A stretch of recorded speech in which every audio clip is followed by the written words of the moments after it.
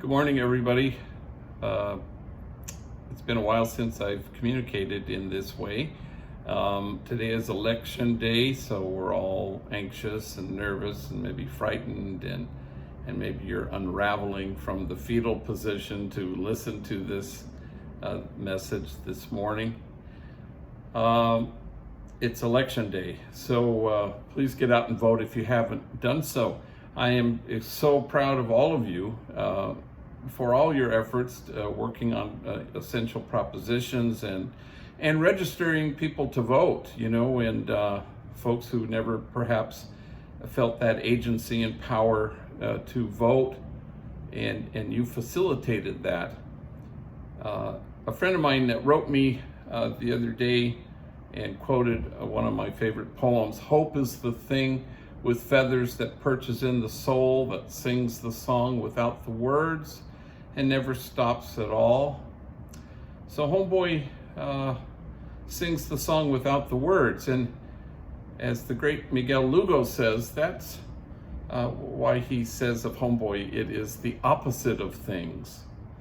So we're hopeful with a no matter whatness. We're anchored in the God who loves us with a no matter whatness, but we also don't cling to outcomes or even success. We're not called to be successful, we're called to be faithful. And so we want to stay faithful to what we think is good and true and right and just. So I'm so proud of all of you for voting, for facilitating the Flex Voting Center. And today, Feed Hope and all our workers and delivery folks are supplying meals to 800 poll workers and 55 polling centers, thanks to this contract and partnership with Amazon Studios. So I'm exceedingly proud of all of you. Last night I got a text message from a homie, 18 years old, who works at Homeboy Industries, and he sent me a picture. And the picture is of him wearing a mask, God love him, at Dodger Stadium, and he's standing behind kind of a screen, and you can see the interior of Dodger Stadium. And then you can see kind of this banner that says on the screen, "First time voter." And then he's holding up a little ticket, and it says, "I voted." And his message was, "I feel like an adult today." And I told him, "I'm proud of you, son. You are a man, and you are a great man." God stands with the powerless, not to console us in our powerlessness, but to remind us of our power.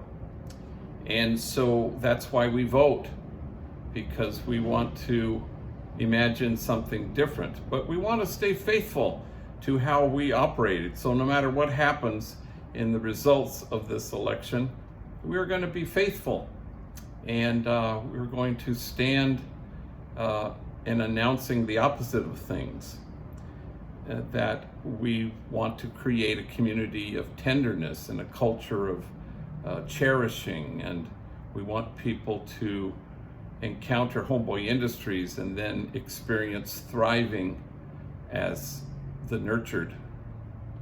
I had a homie come into my office, my tent, the other day, and I hardly recognized him. It wasn't just because of the mask, but he was dressed really nicely, and his hair was grown out and slicked back, and he was carrying a kind of a self-help book, but it was more like a how to succeed in business book. And we were talking, and at one point he had this idea that he wanted to start a nonprofit, and it was vaguely to help youth. That was kind of the extent of his mission statement. And I don't want to discourage him, but I also want to be realistic. I said, boy, it's really hard to start a nonprofit. In fact, it's probably nearly, impossible. And he looks at me and he says, there are two words in the word impossible. I'm possible. Kicked my butt. And yes, what we imagine our world to be, which it currently isn't, is possible because you have made it so. But still, we don't measure. We don't measure outcomes. We don't measure success.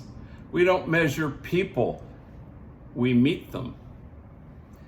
And because we're the opposite of things, people look to you to find hope where it may well be foreign.